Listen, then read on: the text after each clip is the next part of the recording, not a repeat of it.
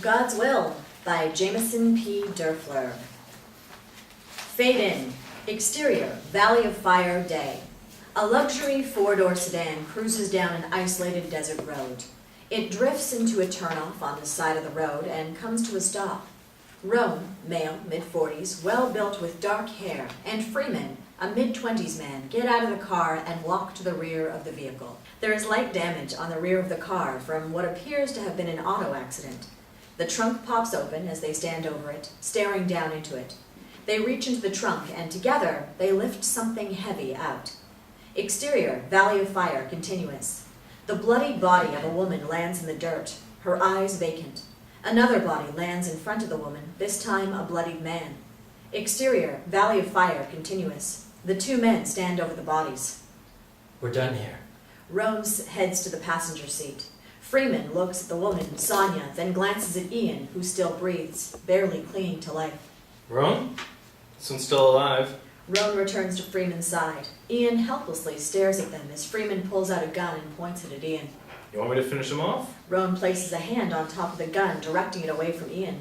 No, we don't need the attention. Roane squats down next to Ian, looking him over until their eyes lock. He'll be dead soon. Roane stands. Leave him for the coyotes. Exterior, Valley of Fire, day. The sedan speeds away from Ian and Sonia, kicking dust up and over their bodies. Exterior, Valley of Fire, moments later. Ian lays in the dirt, unable to move. He struggles to breathe. His eyes dart around from side to side. His left hand slowly crawls around the dirt, trying to find something. His eyes get big with pain as his hand works itself around. Soon it hits Sonia's arm as he follows it down to her hand. He takes her hand in his and holds it.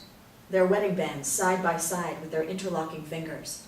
A tear rolls down Ian's face as he squeezes her hand. Fade to black. Fade in. Exterior, Valley of Fire, later. Time lapse. The bright day sun transcends into dusk. The shadows grow across the land and cover the earth. Exterior, Valley of Fire, afternoon. Ian lies in the same spot. He breathes harder as his eyes open and close. He spots a form atop the canyon wall. In the distance stands a person dressed in all white, glowing in the evening sunlight.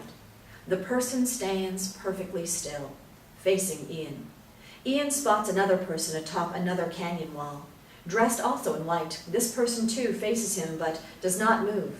Ian's eyes dart around, and all in he sees 7 persons dressed in white standing atop the canyon walls. His eyes dart from each one with a pleading look. His lips come together. Please. Please? Lucifer, strikingly handsome, a man in his prime, wears a patterned dress shirt with the sleeves rolled up, blue jeans, and has a dark, trimmed beard. He steps to Ian's side and crouches on his haunches next to him. Lucifer looks Ian over, then looks up to the angels on the cliff tops. His eyes go back to Ian. They can't help you, Ian. Lucifer leans in closer, their faces inches apart. A wry smile crosses Lucifer's face. But I can.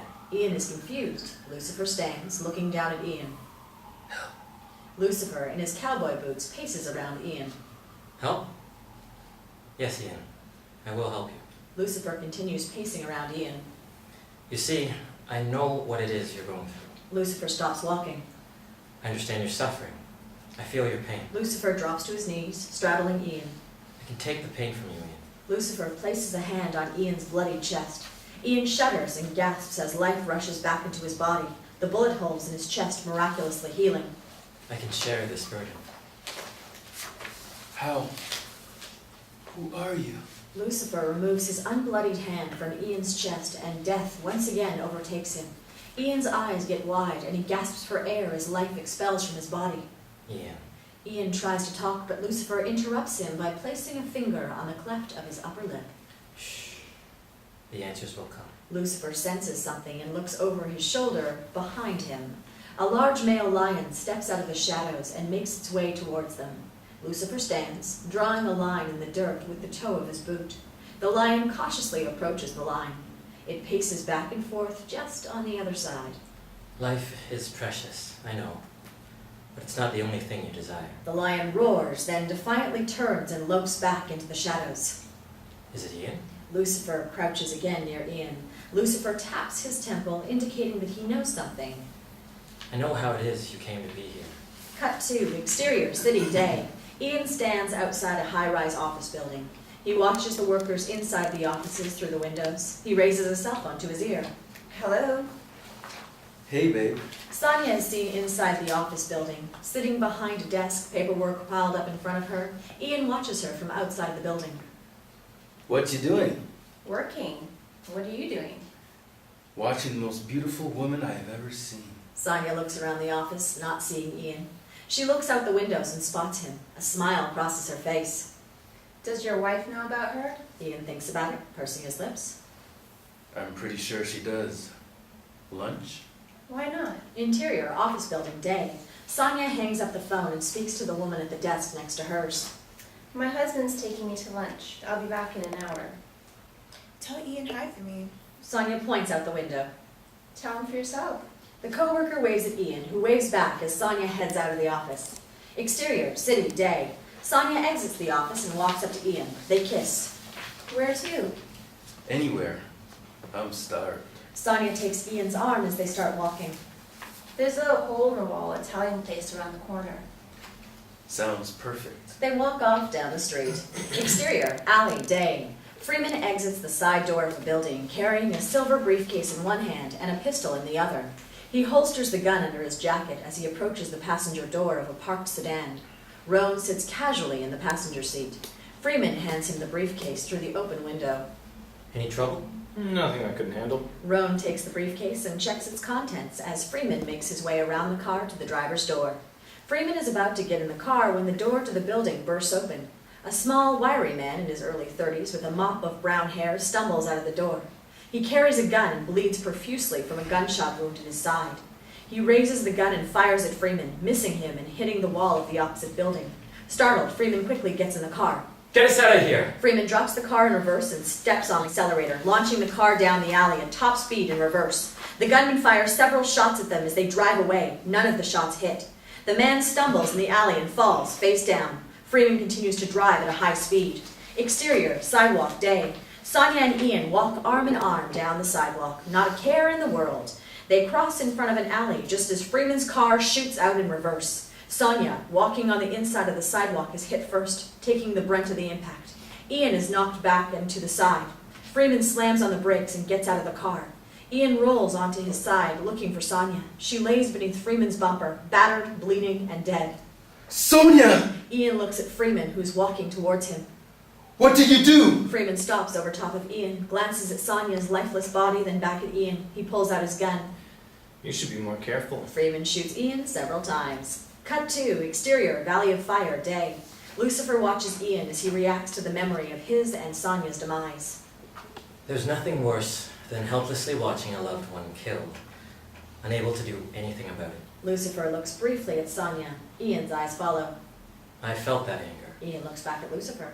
I see the rage in your soul, the wrath within your heart. Ian is unable to look away. So I'm going to give you your chance.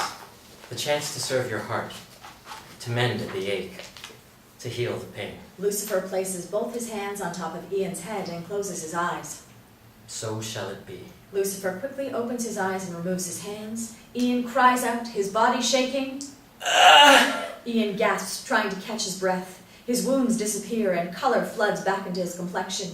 He sits up and doubles over into his hands and knees as the pain of life floods back into his body. Tears run down his face as he sucks in air with great sobs. He slowly rises to his feet, breathing in great breaths as he tries to control himself. There's always an adjustment period. Ian looks behind him and sees Lucifer sitting on an outcropping of rocks, casually watching him. One of the side effects of being human, of being alive. Ian looks his healed body over. This can't be. This is unbelievable. This doesn't happen. You're right, it usually doesn't, but sometimes miracles do happen. Lucifer hops down off the rocks. Ian, we can delve into the practicality of what's become of you, but that won't really get us anywhere, will it? Lucifer makes his way towards Ian. Your eyes don't deceive you. Your body is whole again. Your lungs breathe the sweet air. Your heart pumps your precious blood. Take this for what it is. Ian realizes if it looks too good to be true, it probably is. What do you want for this? Lucifer stops in his tracks. He shakes his head and wags his finger at him, smiling. It's simple, Ian. I have a task I want you to perform. There's always a catch. What's the task? It's trivial, really, and it's not so much for me as it is for you. The task! Lucifer fidgets. I told you, Ian, the desire of your heart I would give to you, because it's also what I desire. I don't understand. Lucifer approaches Ian. Don't you? I believe you do. Look within yourself. You'll find your desire. Ian thinks, and slowly realization passes across his face. I'm no murderer. Lucifer passes behind Ian as he talks, placing his hands upon his shoulders. Murder? No. It's not a matter of murder. It's righting a wrong. It needs to be done. No. Those are wicked men. Evil men. Men who treat life with such disregard. Men who won't be missed by anyone. Ian is uncomfortable with the topic. I can stay your death, keep you alive. All I ask are these men's lives in exchange for your soul. Ian shakes his head no. Find these men. Hunt them down. Destroy them. I can't. You can. Lucifer turns away from Ian, walking a few steps away, then quickly turns back to Ian. Revenge, Ian. Your heart cries out for it. For yourself. For your beloved Sonia. Ian looks at Sonia's limp body. Sonia. She waits for me in my realm. In my kingdom. Lucifer turns Ian's face back to looking at him. Where you are not welcome. Where you cannot enter. Do my bidding. Exercise your revenge. Kill the men who killed your wife, and the doors shall be opened unto you. Ian drops his head, unable to look at Lucifer. She's alone, Ian, but she doesn't have to be. Ian looks up at Lucifer. We can be together. Forever. I'll do it. For Sonia. Lucifer smiles. Exterior, Valley of Fire later. Ian cradles Sonia's lifeless body in his lap. Two demons, Wice, a grizzled, battle-worn older male, and Isabella, the girl next door with an innocent twinkle in her eye, stand on either side of him. It's time to go. Ian remains seated, cradling Sonia's body, gently rocking her. I can't just leave her. She's dead. You live. We must go. Ian gently kisses Sonia on her forehead. Goodbye, my love. We'll Wait. see you again. Ian gently lays Sonia's body back on the ground and stands. What will happen to her? We'll see to it. Wice walks down the road, followed closely by Isabella. Ian remains for a moment longer, then reluctantly follows the demons down the road. Exterior, desert road, afternoon. Ian and the two demons walk in the middle of an empty desert road. The demons are dressed in black pants and white shirts with dark ties. Ian wears his bloodied clothes. Exterior, desert road, later. Ian walks down the center line of the road, flanked on either side by the demons. The two of you, you're what exactly? Demons? Isabella looks at Wice, who speaks without looking at Ian. We are angels of our Lord. He has sent us forth to serve. To serve me? To serve His will. He sent you to watch me? Make me do this? We cannot force you to do that which you do not choose. But you're here to make sure I do it. Yes. A car engine is heard approaching. Ian turns, walking backwards, looking for the car. The demons have disappeared. Ian searches around the barren landscape, seeking where the two may have gone to no avail. An SUV slows along the road and stops next to Ian.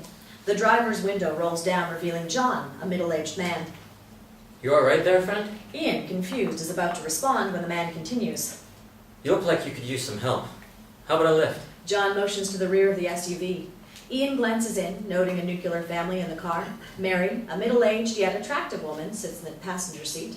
Sarah, a striking 17-year-old girl, sits in the back seat. Luke, blonde hair, blue eyes, and her 10-year-old little brother sits in the third row. Hop on in.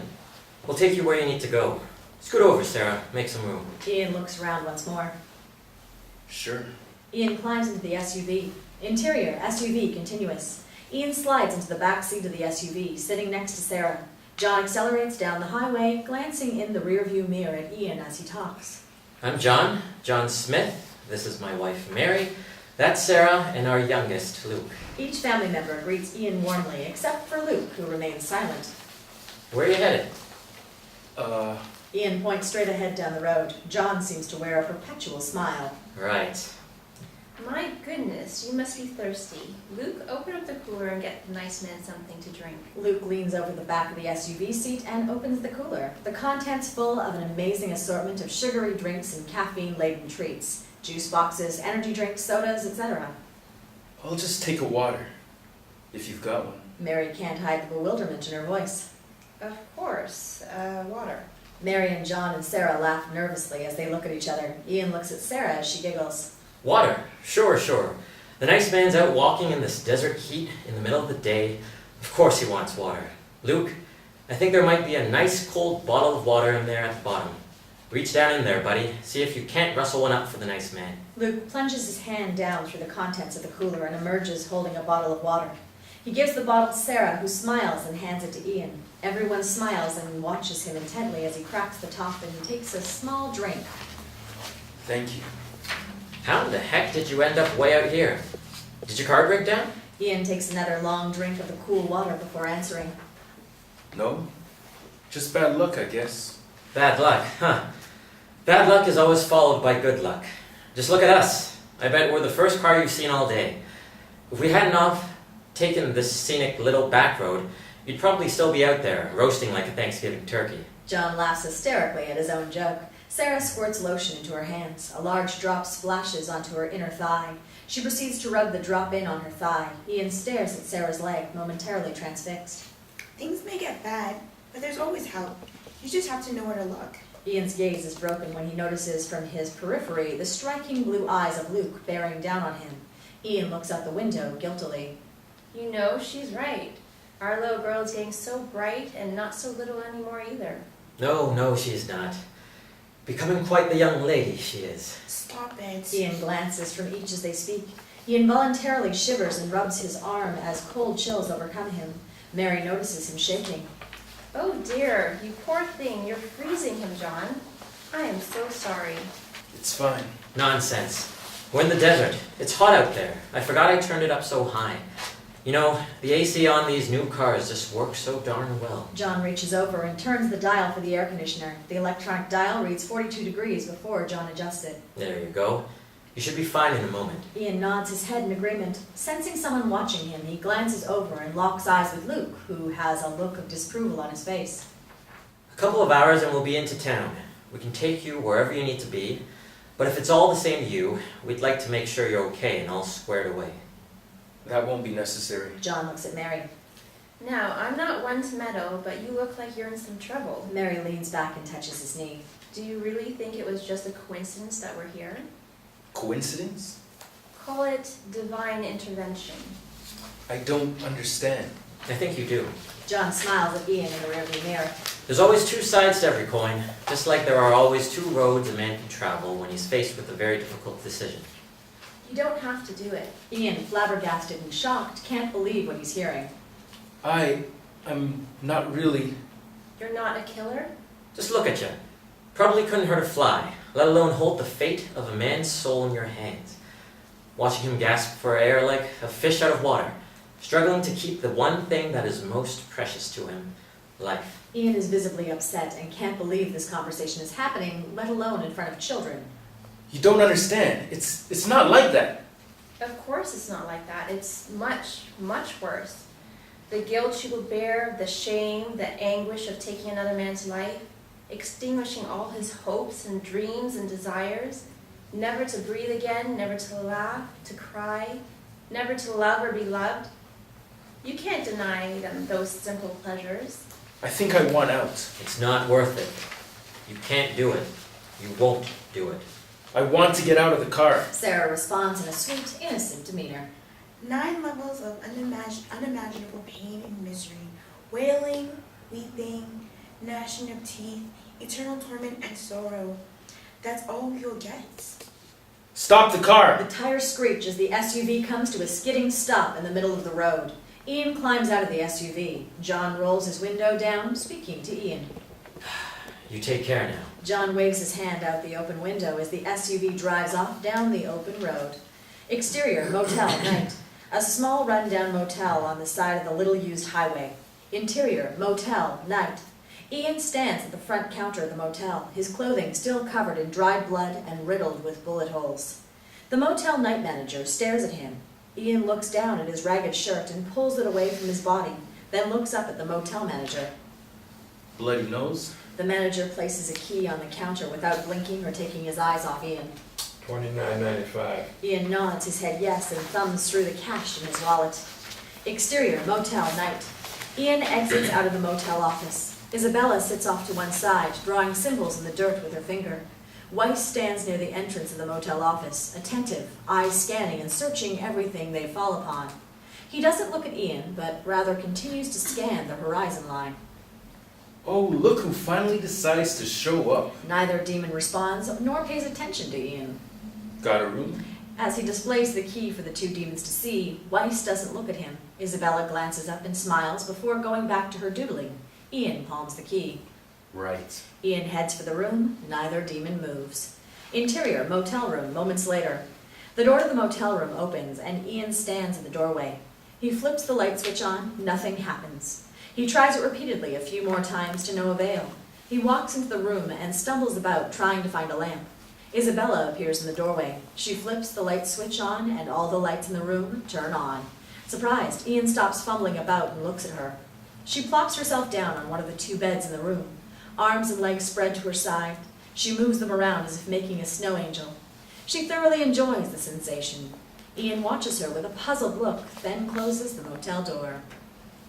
Are you all right? Isabella stops and rolls onto her side. Their eyes meet, and Ian is unable to hold the contact. Embarrassed, he diverts his eyes. He looks out the motel door.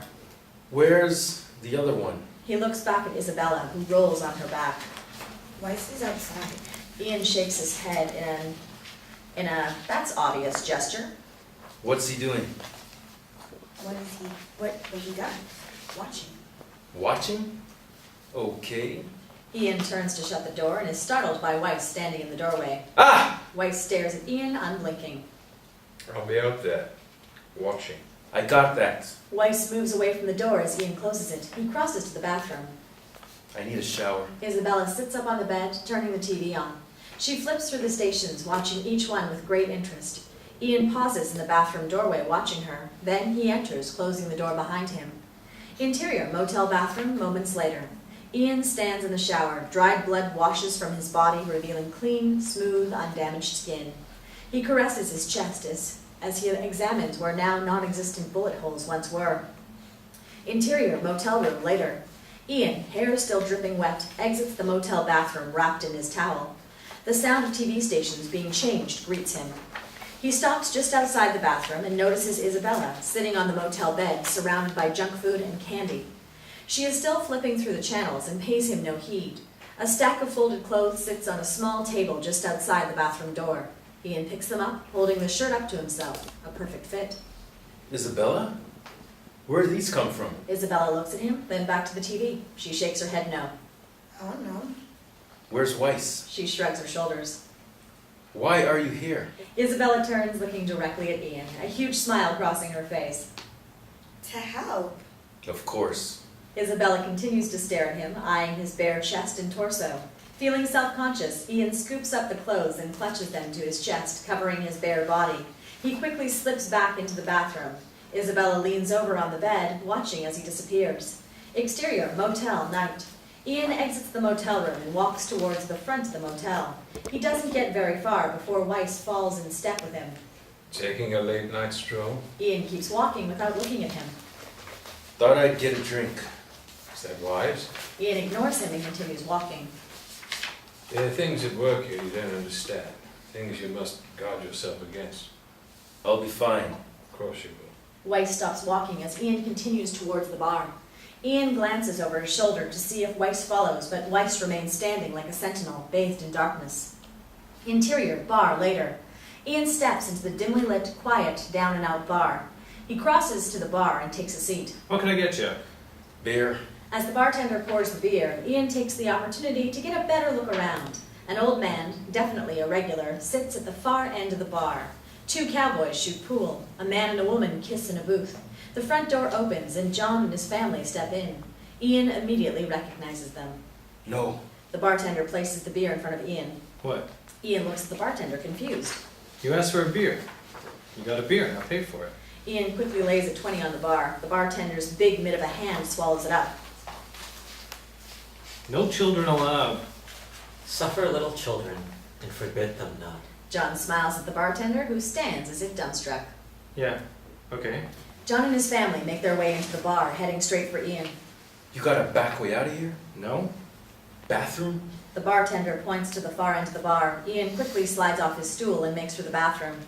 Interior, men's room, night. Ian steps into the restroom and looks around, indecisive. He spots a window, but quickly realizes that it is way too small for him to slip through. He runs the water in the sink and splashes his face. He looks in the mirror and spots Mary leaning against the bathroom door, blocking his exit. Ian faces her. What do you want? To help you, Ian. No, I don't think so. Who are you? Mary steps closer to Ian. Who are any of us? She steps closer. Ian backs into the sink. I'm just a woman enjoying life. She places a hand on Ian's chest. You should try it. Ian grabs her by the wrist. Bullshit! What's really going on? Mary points at his chest with her free hand, her fingers making little circles where the bullet holes once were. We're not all we appear to be, are we, Ian? Ian grabs her other hand. He holds her fast by both wrists. Her eyes get big with excitement. No more games. No more riddles. Isn't that what life is? One big riddle? One big game? Ian squeezes harder, shaking her roughly. Mary's eyes close. A moan of pleasure escapes her lips. Ian stops, confused. Can you feel it, Ian? Can you feel the power you hold over me? Can you feel the fate of my life in your hands? Ian stares at her, bewildered. Can you do it, Ian? Can you hurt me? Could you kill me? Ian's eyes fill with fear. He lets go of her and staggers backwards, catching himself on the edge of the sink. You're not a killer, Ian. It's not too late. You don't need to do this. Ian isn't sure of anything. What am I supposed to do? There is another path. There are others waiting to help you. I can help you, Ian, if you let me. How? Mary crosses to Ian. Don't go through with it. Don't succumb to his will. Forget what he told you and listen to me. She wraps her arms around Ian's fleeting posture. My Lord has sent me to you. He desires to help you in this, in your hour of need. Together, we can conquer this trial and be brought to his presence. He is great and as beautiful as the first light in the morning. You shall have a seat of honor at his feet and be forever exalted as a barrier of his being. And Sonia? Mary lets go of Ian. She is lost. She is beyond your help. There is no saving her. It is your soul which matters now. Nothing makes sense. It is the way of things. If you kill these men, if you do what he wants, do you really believe he will keep his promise? Ian is struck by Mary's words. He opens his mouth, but nothing comes out. You poor, sweet man. Let me help you. She extends her hand out to Ian, who considers taking it. He reaches out, their fingers inches apart, when the door to the bathroom opens and Isabella steps in. Ian? Ian and Mary look at Isabella. Ian's hand drops. Isabella steps further into the room. Ian, we must go. There's still time. Let me show you the way. Mary's hand opens for Ian to take it. You'll never see her again, Ian. Sonia will be lost to you. Ian looks at Mary's hand and shakes his head no. Mary smiles and moves towards the door. That's okay.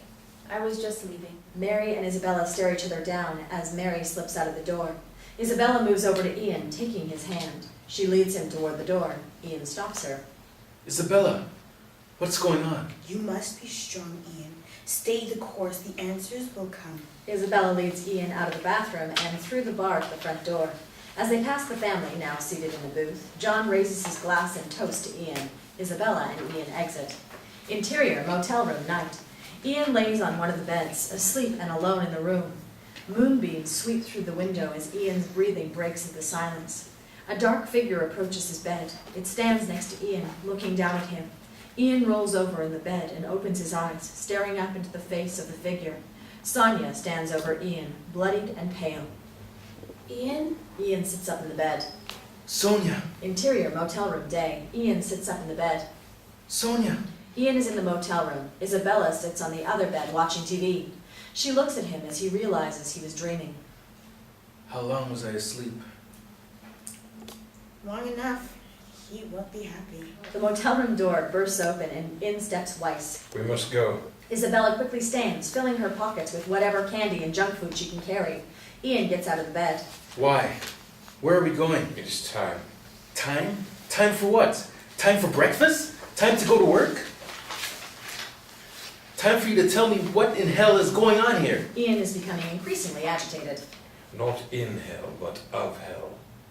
Ah, great. Of course. My mistake. Now everything makes perfect sense. Ian shakes his head in disbelief. Wice touches the motel standard pad of paper. Letters and numbers appear. Wice tears the page of the pad and holds it out to Ian. It is time. Ian takes it and looks it over. There is a name, Freeman, and an address written on it. Who is this? Is this one of them? Wice walks out of the room. Isabella follows Wice out of the door, with Ian quickly in tow. Exterior, motel, day. They walk past a vending machine, void of all candy, except for one stuck candy bar. Wice? Is this him? Is this one of those bastards? Wice ignores him and continues walking. Who is this, Isabella? Let's find out. They walk towards Wice. Exterior, road, day. Isabella and Ian join Wice, who is standing by the side of the road, staring off into the vast desert. Ian, following his gaze, sees nothing of interest and looks back at the two. He's about to speak, but is cut off by Isabella. We need a car. Ian is about to speak again when the roar of an automobile's engine lands upon his ears, and he turns, staring off into the desert in the direction both Wice and Isabella are still looking.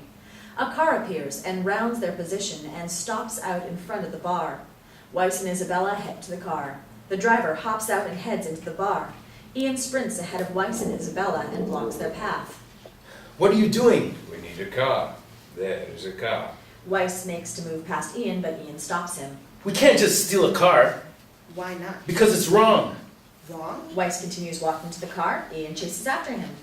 Look, we'll figure something else out. A taxi? A rental? Wice's pace is steadfast. There's no time. Wice opens the passenger door and looks back at Ian.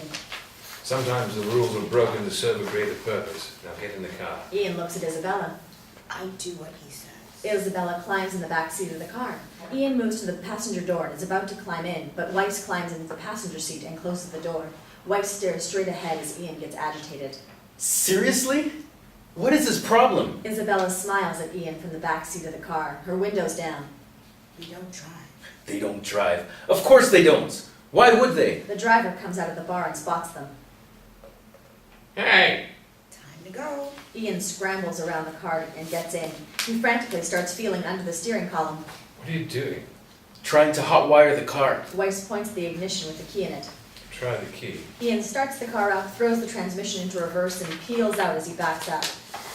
He drops the car into drive and tears out of the parking lot as the driver chases after them on foot, shouting obscenities. Exterior, city streets, afternoon. The car makes its way through the downtown section of a large city. Ian pulls the car to the side of the road and looks across the street at a nightclub. He double-checks the address in the paper, confirming that he is at the right location. Now what? Now we wait. Wait? For what? I'm supposed to do this, right? Ian looks at Isabella for confirmation. She smiles back at him, nodding yes. So let's do this. Ian opens his door to get out, but is prevented by a hand firmly planted on his shoulder.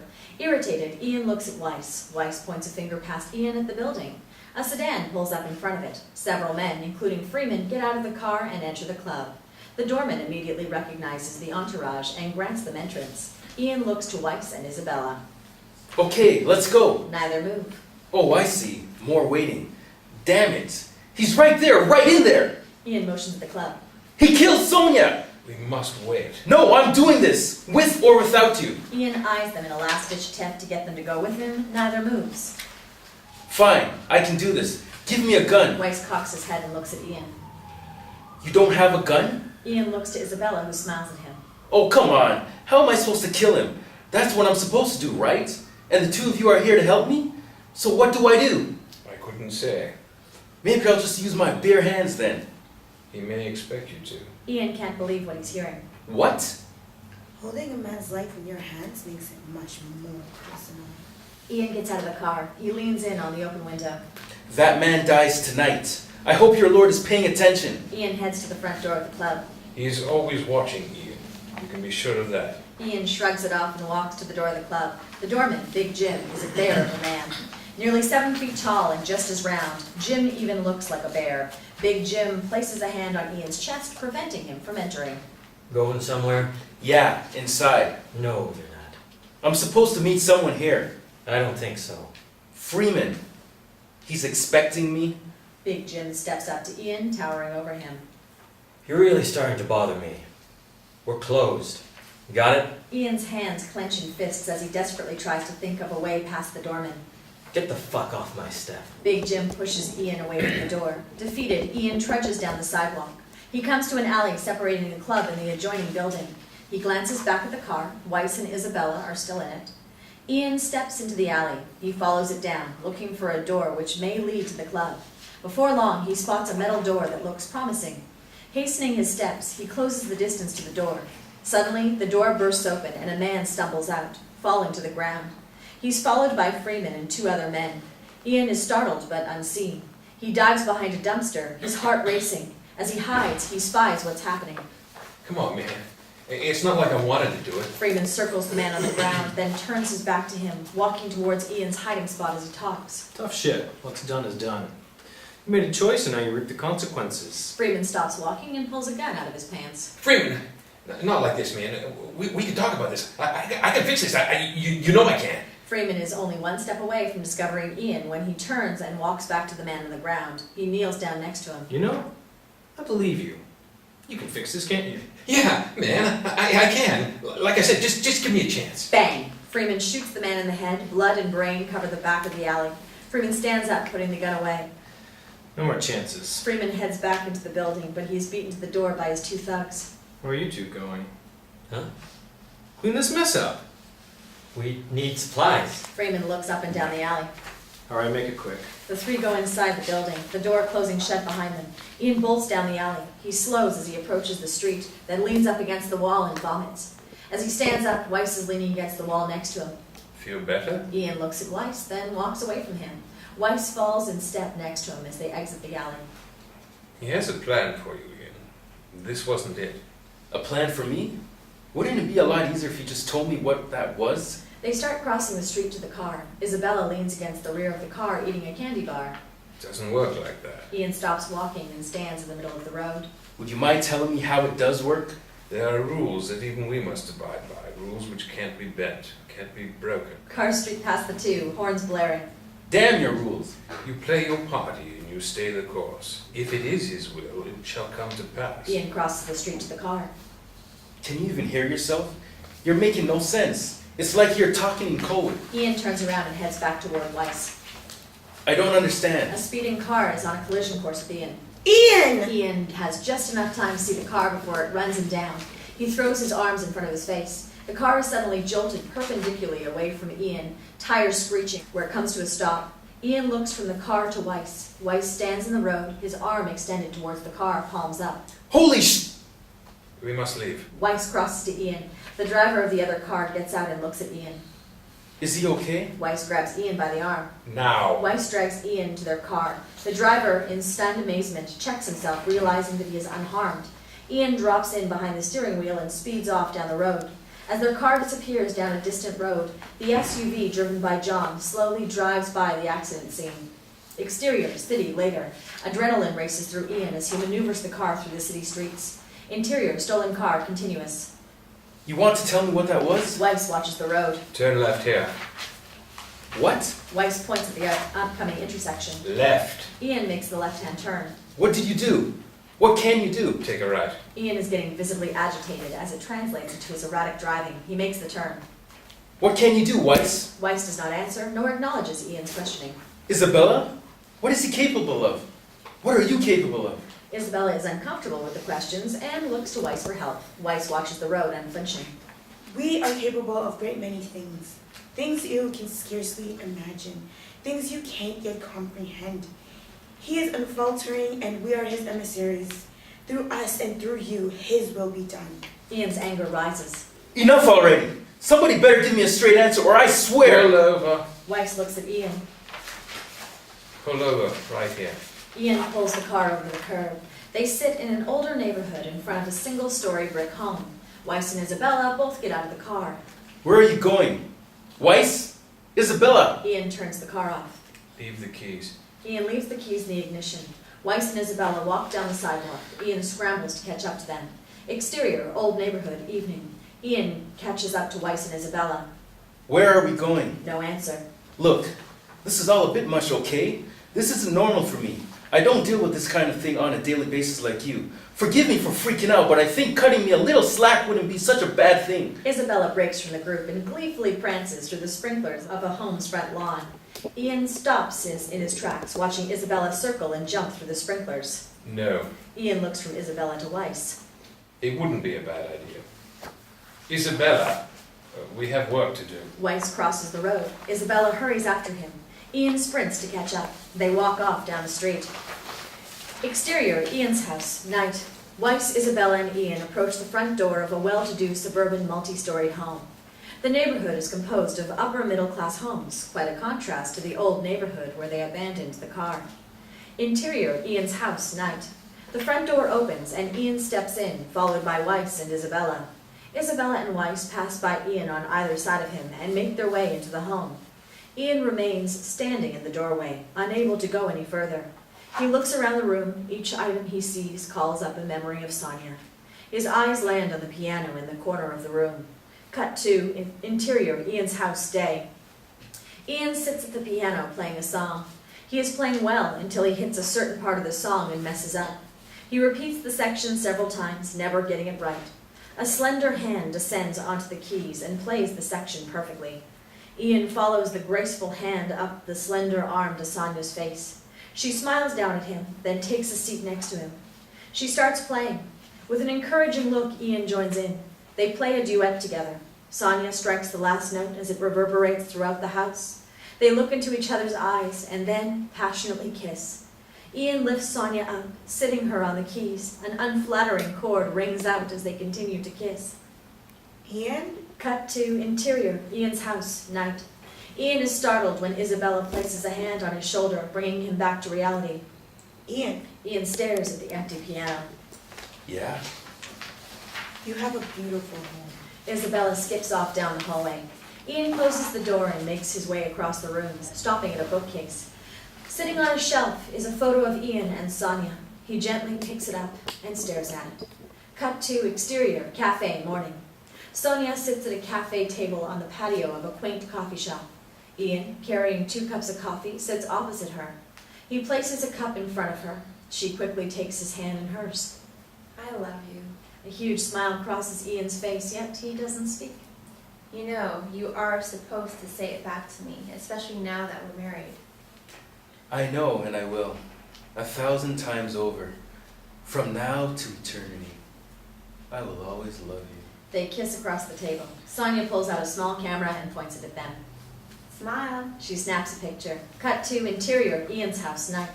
Emotions flood across Ian's face. You'll see her again, Wice squats down next to Ian, scanning the assortment of books. if you do his will. Ian's jaw muscle quivers with anger. He slams the photograph onto the bookcase, shattering the glass and frame. I want some answers. Isabella peeks her head around the corner, trying to see what the commotion is all about. Wice finds the book he was searching for, slips it out of its spot on the shelf, and hands it to Ian. Ask, and it shall be given you. Ian looks at the book in his hand. It is a rarely used copy of the King James Bible. Wice tenderly places the photograph on top of the Bible, then walks off into the kitchen. Ian turns the book over in his hand, then marches into the kitchen after Wice. Wice is sitting at the table. Isabella is rummaging through the cupboards. Ian holds up the Bible. Is this a joke? Wice pulls out a cylindrical, metal-looking object from within his coat. He passes it from hand to hand as he speaks. Think of it as a strategy guide. A strategy guide? Ian looks to Isabella for confirmation. She has found a bag of marshmallows and is fitting as many into her mouth as she can. Isabella offers him a marshmallow. Ian shakes his head no. This will tell me how to kill 2 men? How to live with selling my soul? There are a lot of fallacies in there, Wice taps the Bible with a metal object. but there are truths. You can know exactly how good will act and how evil will react. I don't give a damn about good or evil. Ian thrusts the photo in front of Wice's face. This is what I care about. My wife. My Sonia. Getting back to her is all that matters. You really don't get it, do you? This isn't about her. It's about you. It always has been. You're what matters. Your actions, your decisions, your obedience of the angels of heaven and the angels of hell holding their breath. You stand upon the edge of a sword. The fates of the world's balancing on your next step. Ian draws back from Wice, confused and upset. My next step? Becoming a killer? A murderer? Doing what is asked of you. Doing what's asked of me? Fine, let's finish this. I'll get my revenge and I'll be with my wife. That is, if your lord can keep his word. Wice abruptly stands, confronting Ian, the metal cylinder quivering in Wice's hands, his knuckles white. I've killed greater men for less transgressions. If it was up to me, I would tear your blasphemous tongue from your head. Wice and Ian stare at each other. Then Wice pushes past Ian as he leaves the room. The front door of the home is heard opening and slamming shut. Ian attempts to compose himself. Who the hell does he think he is? Here's Wice. She smiles at him. Interior, bedroom, later. Ian stands at the foot of the bed. The sheets and comforter are askew from the last time it was slept in. Ian walks over and sits on the bed. He picks up a pillow and holds it to his face, smelling it. He breathes deep, taking in the lingering scent of Sonia.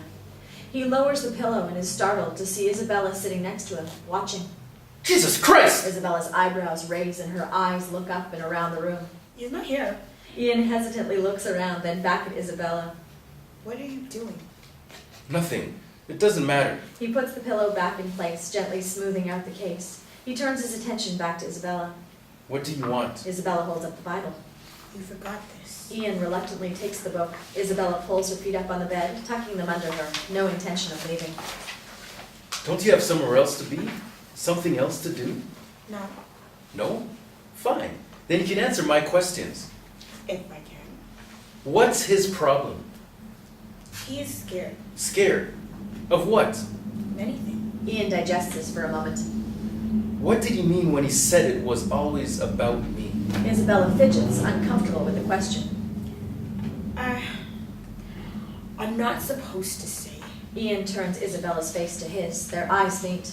Isabella, why is this happening to me? Isabella closes her eyes and ever so slightly rubs her cheek against Ian's hand, relishing the contact. Her eyes suddenly open, piercing into Ian's. The balance of the power between heaven and hell is shifting, and you are the reason. Exterior, club, night. Big Jim pats down a man as an SUV pulls up and parks in front of the club. John and his family get out. Big Jim lets the man in and begins patting down the next man in line. He continues to watch the family. Here we are, kids. Now stay together. Sarah, hold Luke's hand. They walk up to the door, cutting the line.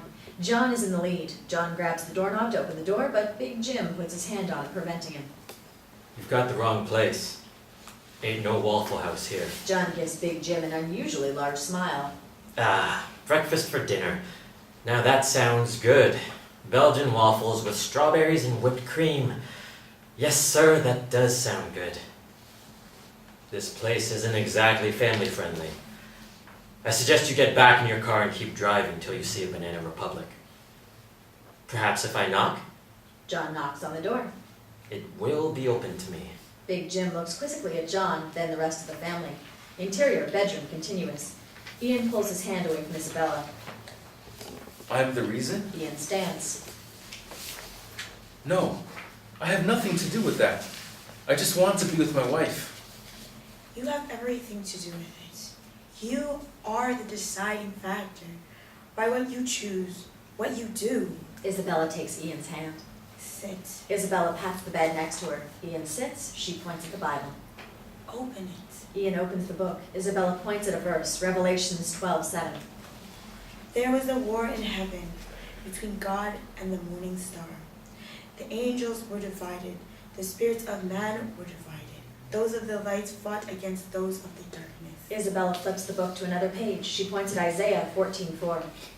In the end, Lucifer and a third of all the hosts of heaven were cast out, banished forever. Interior, club, moments later. John and his family are being led through a sparsely occupied part of the club by Big Jim.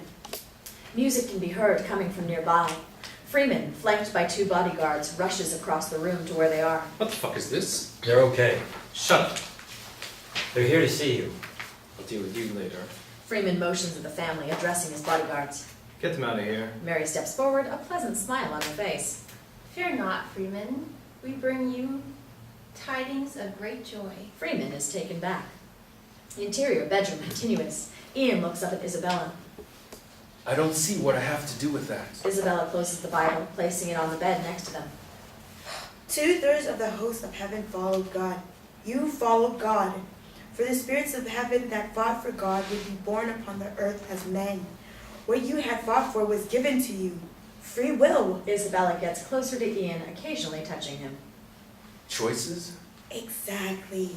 The opportunity to make your own decisions along the path of righteousness or the path of evil. But why does it matter which one I choose? What makes my decision so important?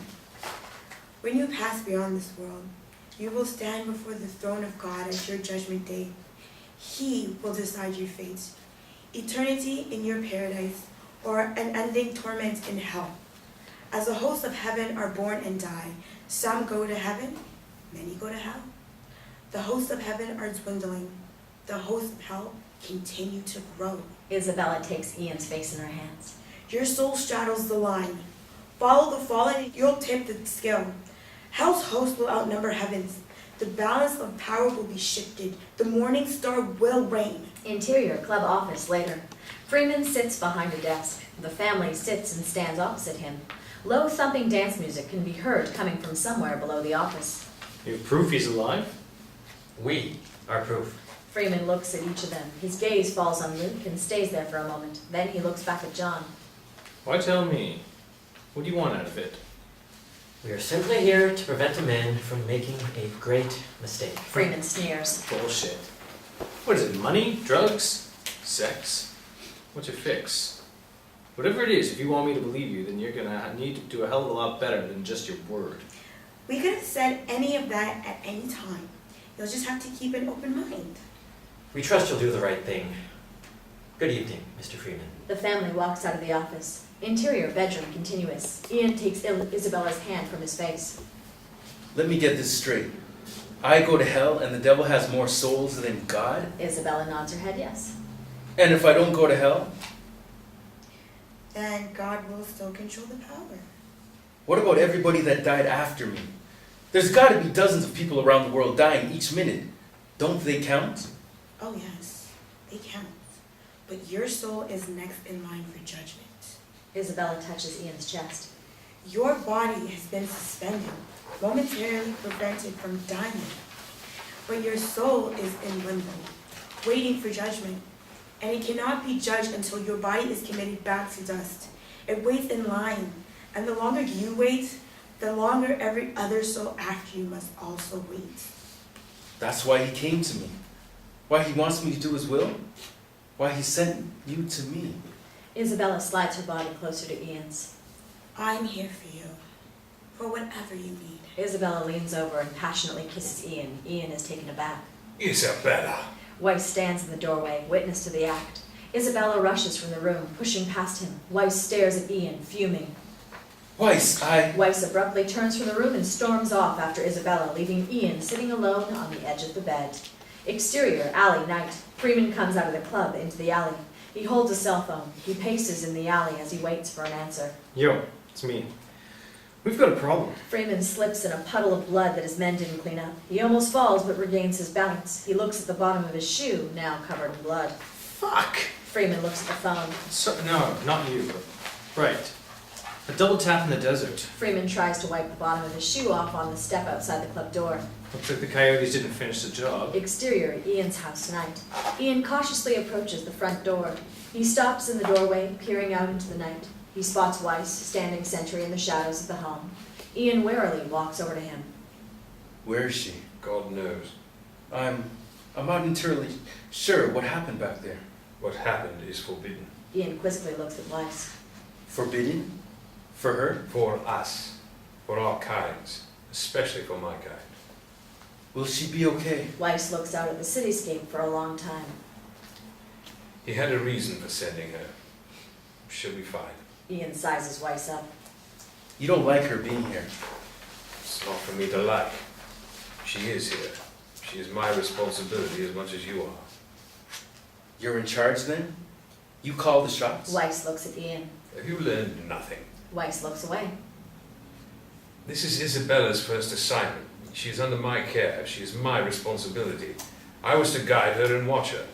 Let her experience the world, but not become of the world. In this I have failed. Her first assignment. Her first time on Earth? Yes. She's childlike, experiencing everything for the very first time. It's not your first assignment. You've seen a lot, haven't you? Wice does not answer. Sodom and Gomorrah? For a moment, Wice does not react. Then suddenly he nods his head yes. The Spanish Inquisition? Wice nods his head yes. World War II? Concentration camps? Wice looks up with fire in his eyes. Yes, I was there. Wice looks away. And now I am here. Exterior, club night. A black car with blacked out windows rolls up and stops in front of the club. Roane exits the car and enters the club. Interior, club office, moments later. The door leading into the office swings open and Roane marches in. Freeman, startled, jumps from the chair behind the desk. Roane walks over to the chair and looks at it. Comfy? Just keeping it warm for you. Roane sneers, then sits. You're positive he's alive. That's what they said. They knew a lot.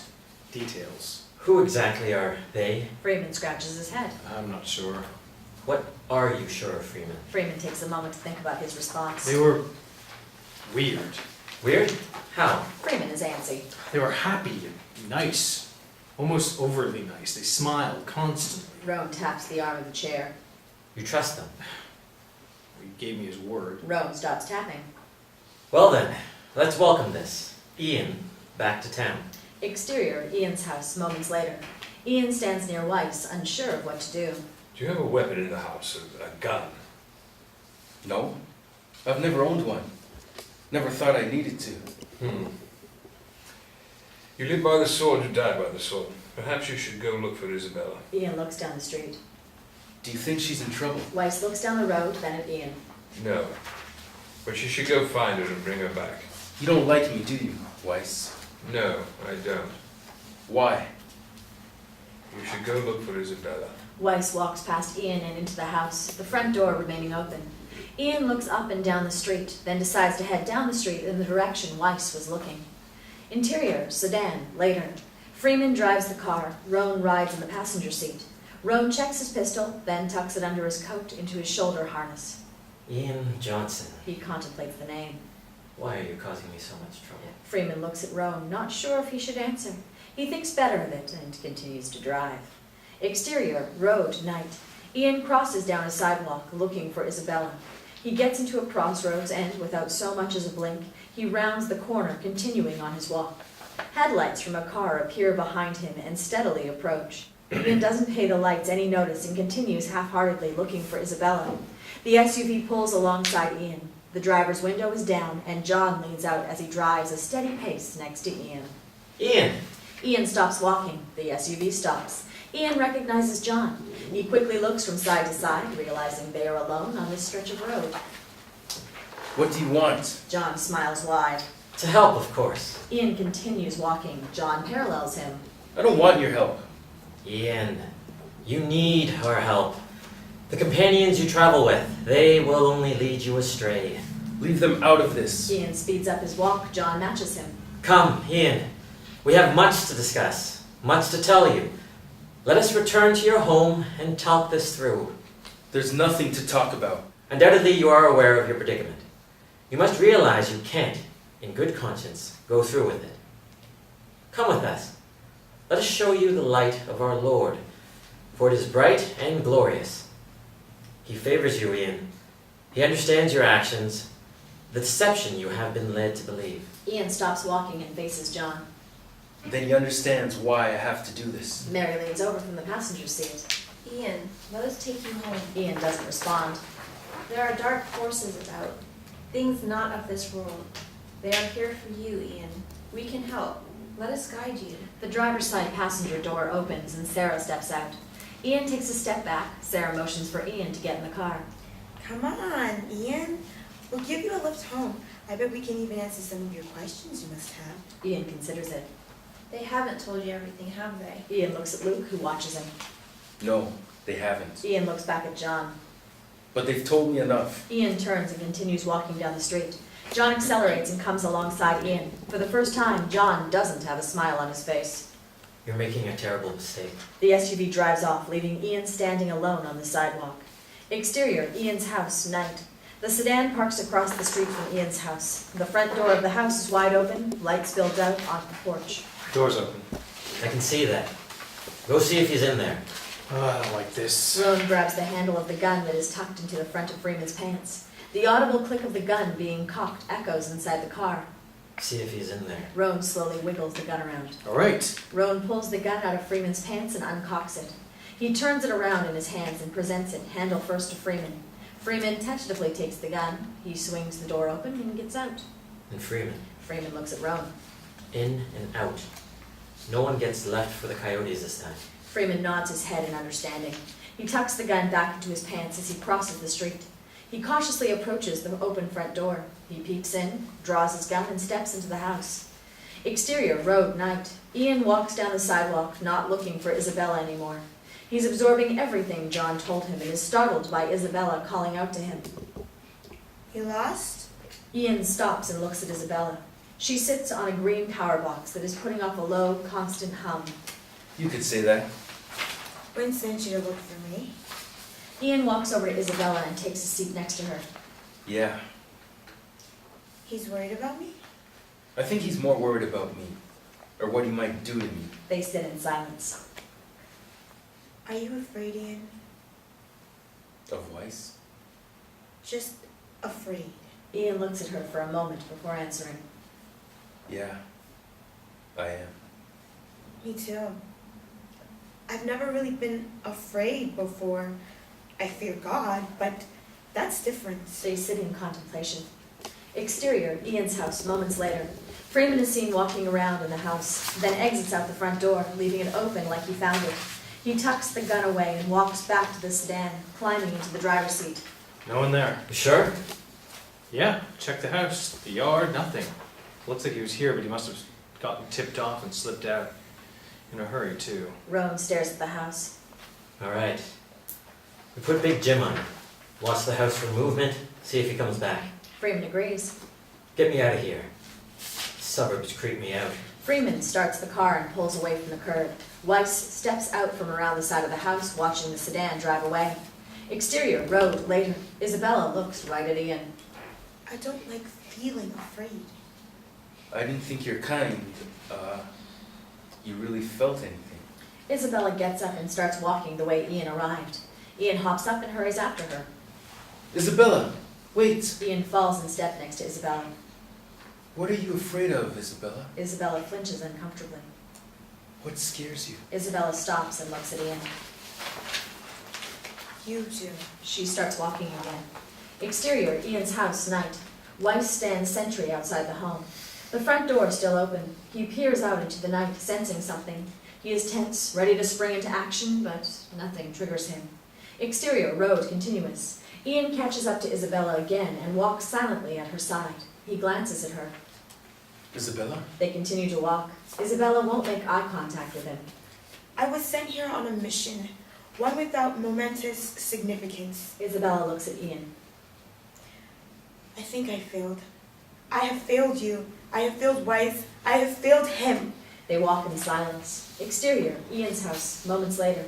Isabella and Ian walk down the street and head toward the house. Wice remains on the porch, watching. Ian and Isabella get to the front door. Ian gives Wice a look as he passes by him and through the doorway. Isabella's about to follow, then Wice grabs her by the arm. Isabella. Ian stops and turns back, confronting Wice. All this is about me. Remember that. Wice looks at Ian, then removes his hand from Isabella's arm. Take first watch, Isabella. We have a very long day ahead of us. Wice walks past Ian and disappears inside the house. Ian looks to Isabella. You all right? Isabella peers out into the night, sensing something, then looks at Ian. He's right. We do have a long day tomorrow. Isabella picks a flower from a potted plant on the patio, takes a long whiff of its fragrance, then crushes it under her foot.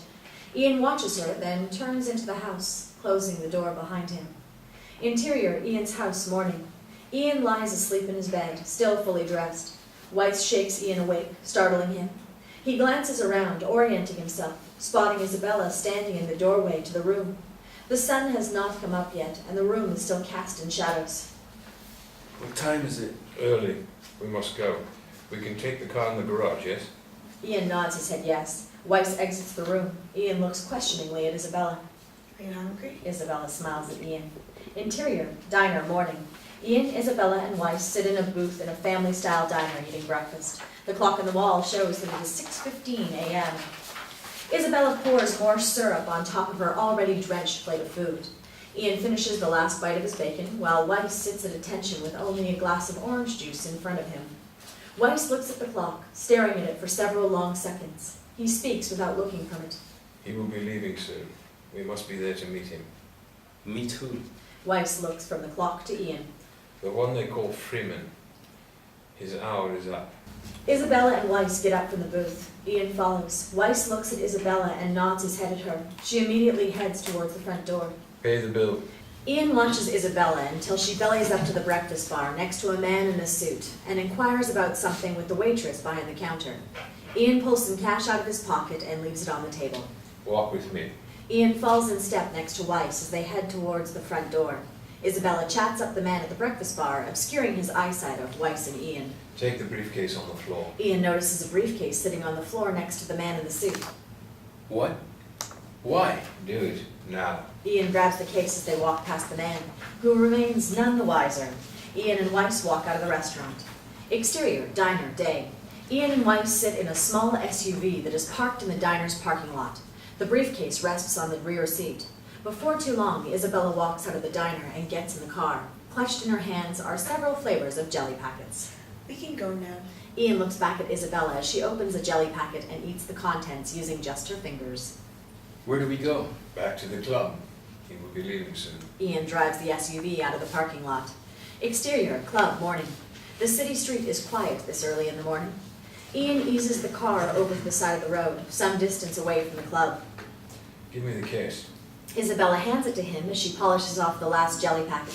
Wice looks at the combination lock on the case. He pulls out a large pocket knife from his jacket, flips the blade out and pops the lock with the knife. He folds the blade away and holds the knife out to Ian. You may need this. Ian takes the knife and slips it into his front pant pocket. Wice opens the case, revealing a stack of folders and papers. That's great. I stole an accountant's briefcase. Now someone's taxes won't get done. Wice pulls out the folders, dumping them onto the floor of the SUV. Hey, A handgun sitting on a list of names is revealed buried in the briefcase. Ian is a bit taken aback when he sees the gun. Wice takes it out of the case, inspects it to make sure the clip is full and the chamber is empty. He flips the safety on it and hands it butt forward to Ian. Ian doesn't take it. The hour is nigh. You'll need the weapon. Ian slowly takes the gun, tucking it awkwardly into his coat pocket. now what? Wice points at the club entrance. Follow him. Freeman exits the front of the club unaccompanied. He climbs into the sedan, which is parked at the curb, and pulls out onto the virtually empty street. Ian glances at Wice once more. Wice nods his head yes. Ian pulls the car out onto the street, following Freeman. Exterior, building, morning. Freeman parks the sedan on the side of the building. He gets out of his car and meanders around the parking spot as he talks on a cell phone. Ian watches from his car, parked across the street. He has left himself open. He's vulnerable. Weed him out. He's on the move. Freeman hangs up the phone and casually enters the building. Your first test is upon you. Do not fail him or yourself. Ian gets out of the car, adjusting the gun in his pocket. He hurries across the street and cautiously slips into the building. Interior, building, moments later. Freeman approaches a door. He unlocks it and goes in. Ian watches from around a corner, then goes to the door. He stands in front of it for a moment, trying to listen, but he is unable to hear anything inside. Ian slips the gun from his pocket. Fumbling it, he drops it on the floor. Luckily, it does not fire. Ian scoops up the gun and quickly looks around to see if anyone noticed the commotion. The hallway remains quiet. Gun in one hand, Ian tests the doorknob with his other. The door is unlocked. Ian raises the gun and quietly slips into the apartment. Interior, Freeman's loft, morning. Ian slowly makes his way into the room. He doesn't see anyone. A sound draws his attention to the upstairs loft area. Ian makes his way to the base of the stairs and quietly begins to climb them. As he crests the top step, he can see Freeman, stripped to his boxers, standing next to a bed where Carrie, a half-naked woman, sleeps. Freeman shoves her. Make some room, bitch. Carrie rolls over and Freeman pulls the covers back to get in. Ian cautiously approaches. When Carrie opens her eyes, spotting Ian, Ian stops mid-step. God damn it, Freeman. I told you I ain't gonna let you and your friends double up on me no more. Freeman looks at her. What the hell are you talking about, stupid bitch? You coked out your gourd. Oh yeah? She points at Ian. Then who the hell is that? Freeman looks in the direction Carrie is pointing and is startled to see Ian. Freeman makes a sudden move to go for his gun that is casually laying on top of his discarded pile of clothes. Leave it there. Freeman stops. So what's this? Revenge? Yeah, it is. Move over there. Ian points at a chair. Freeman relaxes, sarcastically placing his hands in the air and moves to the chair. You know, it wasn't personal. Freeman lowers his hands. Wrong place, the wrong time. Freeman sits, relaxed, with his hands on the arms of the chair. Now what? Ian looks around, then grabs Freeman's gun off the floor. Now I kill you. Okay. Freeman points at Carrie. What about her? Ian looks at Carrie, then back at Freeman. Tell you what. Do her first. What? What? You asshole. God. Would you just kill her already? She's a crazy, druggy bitch anyway. Good riddance, I say. Ian is taken aback. I'm not going to kill her. I'm here for you. That's it. Well, then it looks like you've got a bit of a problem, don't you? So you kill me, and then you've got yourself a witness. And that won't do. No, it won't. You can let her go, but then you have no assurances that she's not going to call the cops or do something stupid, so you have to kill her. Cocksucker. I ain't calling anyone to help your sorry ass. Carrie gets out of bed and starts putting her clothes on. He's all yours, sweetheart. Hey, sit back down. Fuck that. I ain't sticking around for that shit. Good riddance is right. Carrie grabs her shoes and rushes past the two of them, heading down the stairs. Freeman looks at Ian. She's really a nice girl. I bet. Ian races the gun, pointing it at Freeman's head. Like I said, it wasn't personal. You can turn around. Walk away right now. I won't come after you. This is just between you and me. I can't do that. You have to die. Ian pulls the trigger. Nothing happens. Freeman sits relaxed in the chair. Your safety zone. Huh? Ian turns the gun on its side, spotting the safety and disengaging it. Thanks. Freeman shrugs. Shame we had to dump your old lady on the side of the road like that. A waste. Now, if it had been personal, I would have made your bitch scream my name when I raped her over and over. Make you watch. Probably would have been the best she ever had to. Ian's anger builds. He walks closer and closer to Freeman till the gun presses against Freeman's forehead. Most women think so. Ian cocks the gun. Ain't that right, baby? Ian looks behind him just in time to see Carrie club him in the face with a baseball bat. Ian sprawls to the floor, the gun firing and hitting the wall behind Freeman and sliding across the floor as Ian loses his grip on it. Fucking Christ, Carrie! What? Freeman scoops up the gun, pointing it at Ian. Take your sweet fucking time, why don't you? That asshole nearly blew my head off. Freeman kicks Ian, then takes the other gun. Well, maybe he should have. Freeman points a gun at Carrie. What? What'd you say? Nothing. Nothing, baby. I'm sorry. Freeman stares intently at her. What are you gonna do with him? Freeman continues to stare at her, then looks back at Ian, who writhes around on the ground. Get him in the bathroom. Exterior, Freeman's loft, day. Wice and Isabella stand outside the car, waiting. Isabella paces while Wice leans against the car, watching the building. This is taking too long. Wice doesn't respond or move. We need to do something. You would do well to remember just how hard it is to kill. Wice looks at Isabella, whose eyes rage with anger. I remember it isn't that hard. Wice looks back at the building. Isabella continues to pace. Interior, Freeman's loft, day. Freeman and Carrie each drag Ian by an arm towards the bathroom. Freeman, now wearing pants, has one gun tucked at his waist and the other in his free hand. No. Please. Little late for that, buckaroo. They enter the bathroom. Into the shower. Freeman motions at the walk-in shower. They drag Ian into it, dropping him into a pile in the corner. Not like this. It can't end like this. Freeman relaxes, aiming the gun away from Ian. You know, you're right.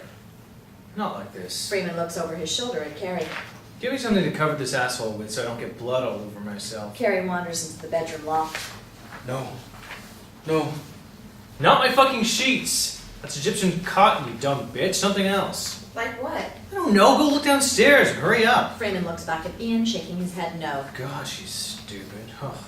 But she sure can fuck. Freeman laughs. Exterior, Freeman loft, continuous. Isabella is still pacing. Wice is leaning against the car, intently watching the building. I don't like this. Isabella. Wice suddenly stiffens and stands up straight. He quickly looks around, surveying the area. Do you? Before she can finish her question, Wice answers it for her. Yes, they are here. Wice faces the building as the family's SUV rolls to a stop in front of it. Wice immediately starts walking over to the building. Wait for Ian. He's your charge now. Wice pulls out the cylinder from within his coat and grasps it tightly as he crosses the street to where the family is now getting out of the SUV. Interior, Freeman loft, continuous. Freeman stops laughing and squats down, looking seriously at Ian. How'd you do it? We put enough holes in you to kill all 9 lives of a cat and then some. Ian spits out blood. Lucky, I guess. No. Nobody's that lucky. What's with that crazy family got to do with this? Who? Freeman hits Ian on the head with the gun. Not too hard, but hard enough. That cracked out on happiness Donnie and Marie family with their Daisy Duke daughter and creepy-eyed son. Ian thinks about it for a moment before answering Freeman. They don't want me to kill you. Freeman smiles. No, I'm starting to like them. Is this blue thing covering your motorcycle okay? For fuck's sake. Yes, that's fine. Freeman looks back at Ian. What were we talking about? Killing you? Ah, right. Ian pulls the knife from his pants pocket and stabs upward. The blade enters under Freeman's jaw, pinning his mouth closed.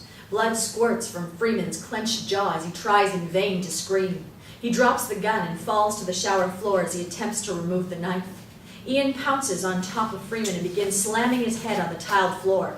Freeman tries to fight back initially, then soon goes limp as Ian continues to bash in his head. Eventually, Ian stops and looks at his blood-soaked hands and what remains of Freeman's head. He's crazed and in shock. Freeman? Carrie stands behind Ian holding a blue tarp. Ian scrambles off of Freeman and grabs the gun off the floor. He points it at Carrie. Stop! Ian looks around, grabbing the other gun from out of Freeman's pants. He points both at Carrie. Back up! Carrie slowly backs up. She is in shock, just staring at Freeman. The tarp rattles in her hands. Ian makes his way past her. She continues to stare at Freeman. Cover him up. Carrie doesn't react. Ian reaches out the barrel of one of the guns and nudges her on the arm. She looks at Ian, who motions at the tarp, then at Freeman. Cover him up. Carrie looks at Freeman, then back to Ian with a scared look on her face. It's okay. Go ahead. Carrie walks over to Freeman and gently lays the tarp on top of him. Are you gonna kill me too? No. Well, Ian thinks about it for a moment. no. Stay here. Count to 100. No, 200. And then you can leave. You're not gonna kill me? Ian begins backing away. Start counting. 1, 2, 3. Ian backs away a few more steps, then turns and sprints to the stairs and down them. Exterior, Freeman's loft, moments later. Wice is across the street and heading towards the family. John, Mary, Sarah, and Luke have all exited the SUV and are congregating in front of the car. John greets Wice with a big smile. Hello, Vice. It's been a really long time, hasn't it, here? Yes, it has. Too long. Wice stands between the family and the door to the building. He's beyond you. You can't interfere. But we're not here to interfere, simply to make things right. You know the rules. Yes, I know the rules. But the rules are about to change. Still doing all the dirty work for your puppet master? Pity. You should have joined us, Wice. We really could have used someone with your malevolence. You speak of archaic times, John. Paths were chosen. There's no turning back. True, true. John notices the cylinder. So it's come to this? John points at the cylinder. Wice nods his head yes. John stops smiling. He contemplates the situation. He smiles again. So it shall be. John strides a few yards away from Wice. His family follows, lining up, oldest to youngest. Wice walks towards the family. The cylinder in his hand produces a sword blade. The cylinder is the sword's hilt. Just as Wice reaches Luke, the door bursts open and Ian flounders out. He races away from the door towards Isabella. Ian notices Isabella is staring past him and that Wice is not with her. He stops in his tracks and looks back at the building, seeing Wice and the family. Wice and Luke are watching Ian. Wice raises his sword. The blade explodes in fire, the flames dancing and licking the sword's edge. Wice ever so slightly bows to Luke and continues walking past him, past Sarah and past Mary. John stands alone, his back to Wice. Wice pauses and looks back over his shoulder once more, his eyes locking with Isabella's. Wice confidently rushes at John, whose own cylinder explodes into a fiery sword. The swords clash. The battle has begun. Ian is shocked and locks eyes with Luke. his brilliantly blue eyes burning into him. Luke looks away and joins the rest of the family, surrounding Wice. Great sparks of fire and sounds of the sword fight erupt as John and Wice duel. Wice? Ian starts walking back towards Wice. Isabella sprints to his side, seizing him. Her grip is ironclad. No! Ian, we must go. We must go now. Ian looks at her. What about Wice? We can't just leave him. John and Wice continue to battle. The family closes in. He's doing what he was sent here to do. Dying? Protecting you! John gains the upper hand and is able to strike Wice. He falls to the pavement on his knees. Isabella pulls Ian toward the car. Your destruction cometh as a whirlwind. Not before yours. Wice allows the cylinder to roll free of his grasp, rendering himself defenseless. John raises his sword and plunges it deep into Wice. Like a pack of hyenas, the family closes in around him.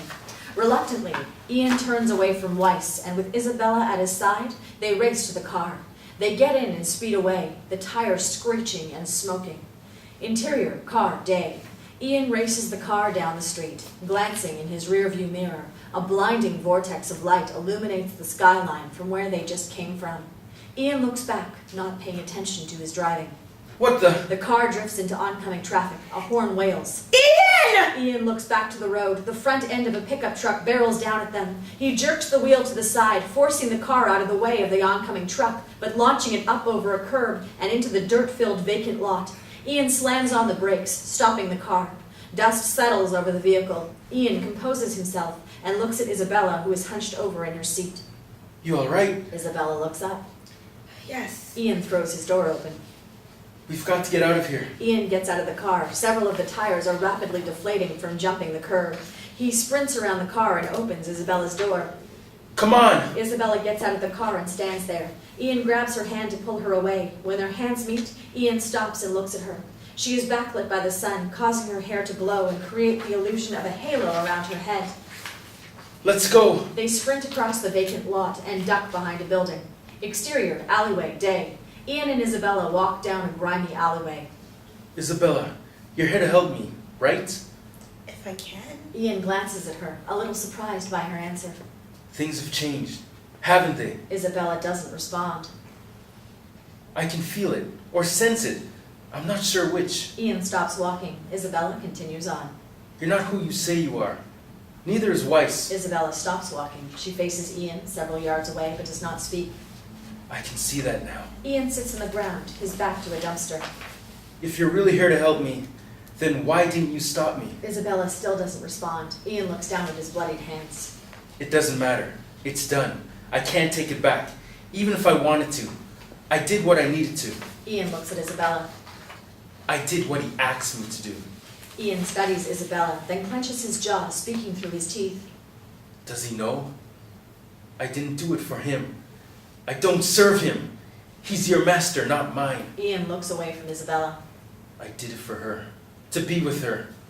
Will she still love me, knowing I'm a murderer? Ian cocks his head and looks at Isabella. And that I'll gladly do it again to be with her. Isabella watches Ian. Eventually, Ian's gaze wanders to the pavement at his feet.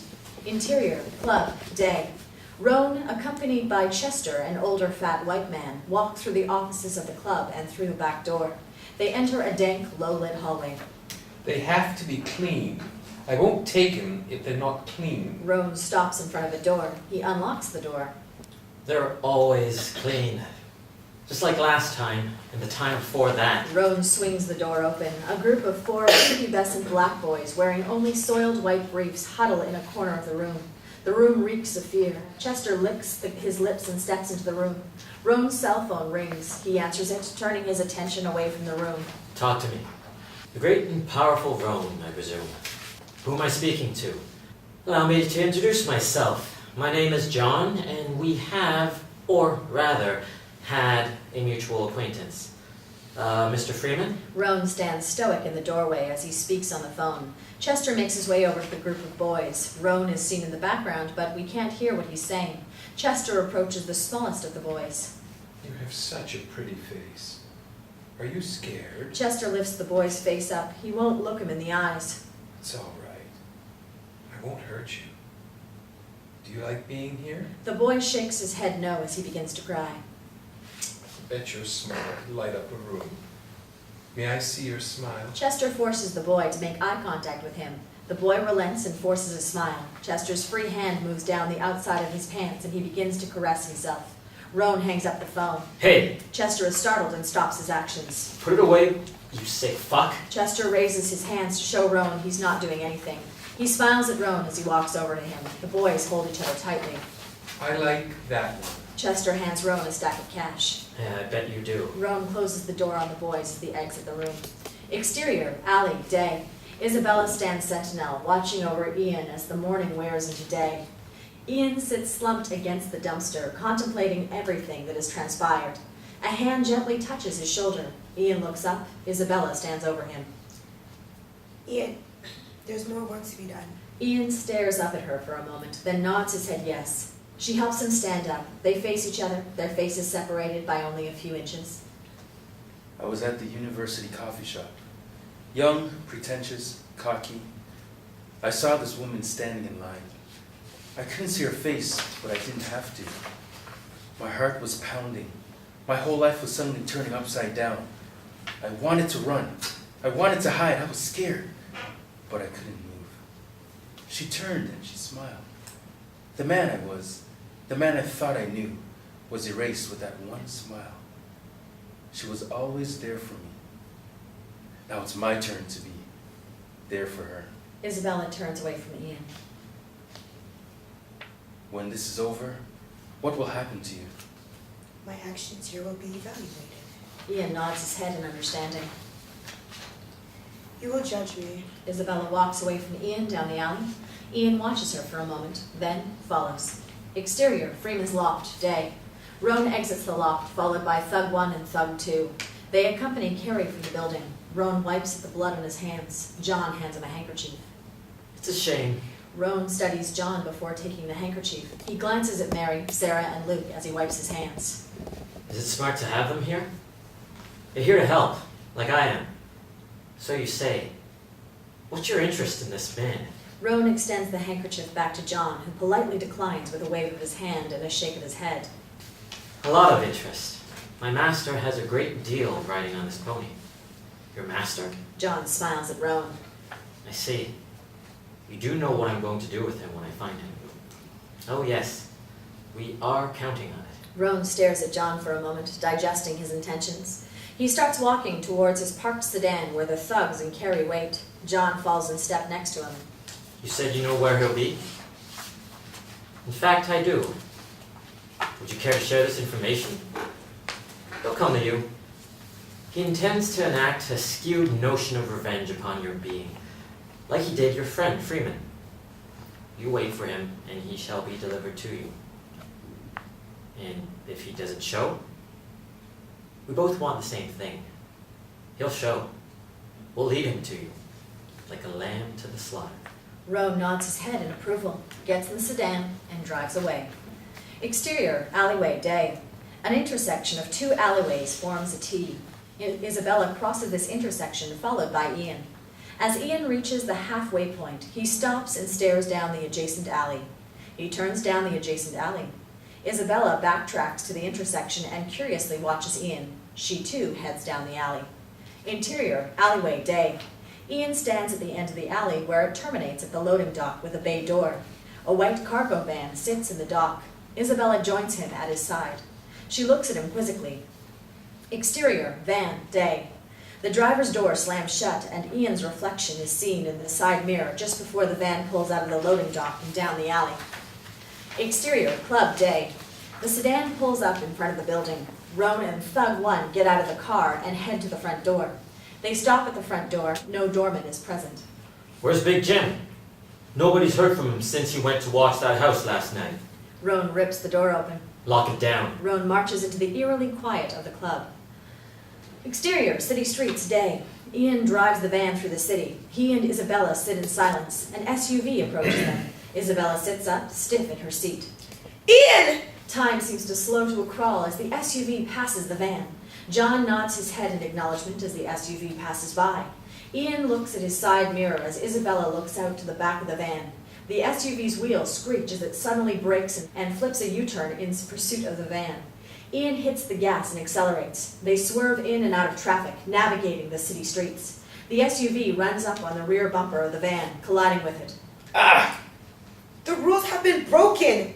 What rules? The SUV whips alongside the van. He can't be doing this. Well, he is. John jerks the SUV at the van. Ian swerves away, preventing a collision, but inadvertently puts the van into oncoming traffic. Some deft driving and the van is back on its side of the road. Tragedy averted. We can't directly interfere.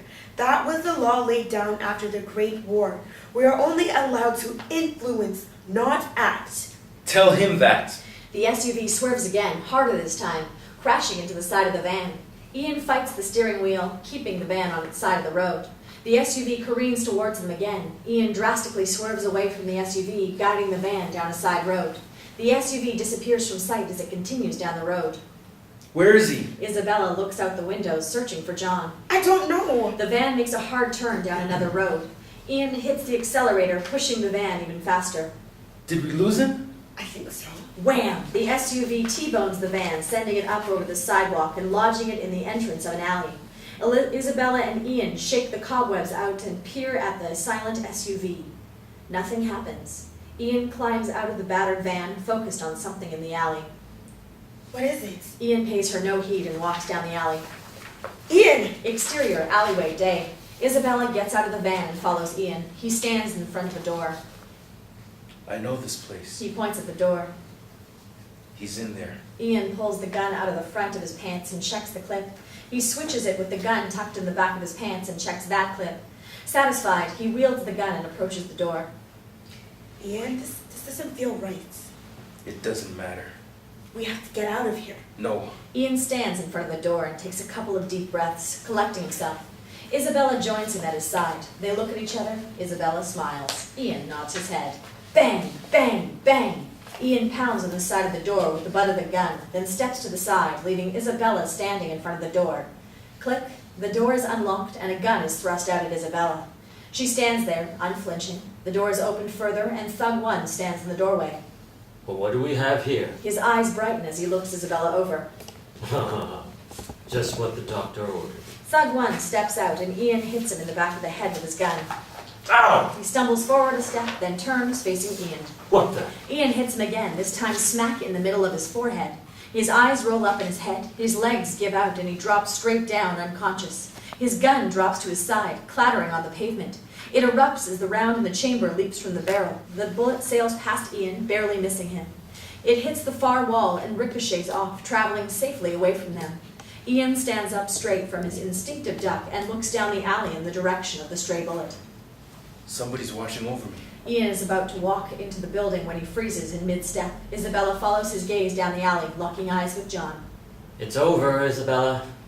You've lost. John is flanked on both sides by the remainder of his family. All smiles lost, their eyes blaze with anger.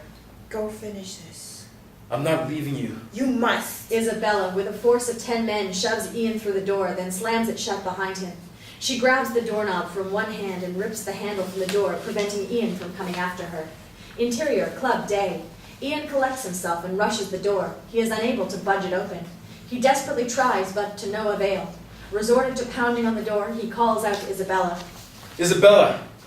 Isabella! Exterior, alleyway, continuous. Isabella steps out in the middle of the alley. Ian's muffled cries can be heard. You cannot win. He's beyond your reach now. A flaming sword leaps to life in John's hand. We will see about that. Flaming swords materialize in the hands of the family as they advance on Isabella. She calmly waits for them, her own flaming sword coming to life. Interior, club, moments later. Ian, pounding on the door, jumps back as brilliant light from fire slips through the door jamb. He slowly backs away from the door as the battle outside rages. Defiantly, he turns and makes his way through the back hall of the club. He stops in a hall junction, looks down both paths. He chooses the hall on his right and continues walking. There are doors set in the hall. Ian throws each one open as he passes. All are empty, decorated in various degrading ways. He gets to a locked door. He steps back and kicks it open. The 3 black boys are huddled in a corner. The smallest is gone. Ian waves at them to flee the room. Run, and don't look back. Ian continues down the hall. He reaches another locked door. He lowers his shoulder and breaks the door in. Interior, club office, continuous. Carrie, hiding behind the desk, is screaming. Ian marches into the room, scanning it quickly. Where is he? She continues to cry and be hysterical. Ian puts the gun in her face and cocks it. Where is he? She slowly points at another door leading out of the room. Ian crosses the room to the door and throws it open. He heads down the hall. Exterior, alley, day. Isabella wields her flaming sword with the utmost skill. Fire and flame leap and dance across the alley as swords clash. Isabella strikes and slips away, constantly staying one step ahead of the family. Frustration shows on John's face as he bull rushes Isabella. She is able to parry and sidestep away from his charge, but is caught as she does by the edge of Mary's sword. Isabella drops to her knees in pain. She looks down at her fresh wound. When she looks back up, the family has encircled her. Isabella struggles to her feet, slowly raising her sword. His wrath is great and terrible. His will be done. Not anymore! Isabella raises her sword to the heavens and screams as the family roars and rushes in on her. Interior, club dance floor, day. Ian steps into the large, dark, vacant dance floor of the club. For the first time, he slows his pace and cautiously walks out into the room. A single spotlight kicks on, illuminating the room and momentarily blinding Ian. Ian shields his eyes, trying to see who is there. Bang! Bang! Ian falls to the floor, writhing in pain on his side. 2 bullet holes in his torso begin to seep blood. Roane steps out of the shadows and into the light. His gun raised, he makes his way to Ian. He kicks Ian's gun away with his foot, then squats down next to him. Ian squirms in pain. Roane raises his gun, pressing the barrel against Ian's head, getting his attention. I imagine this must really suck for you.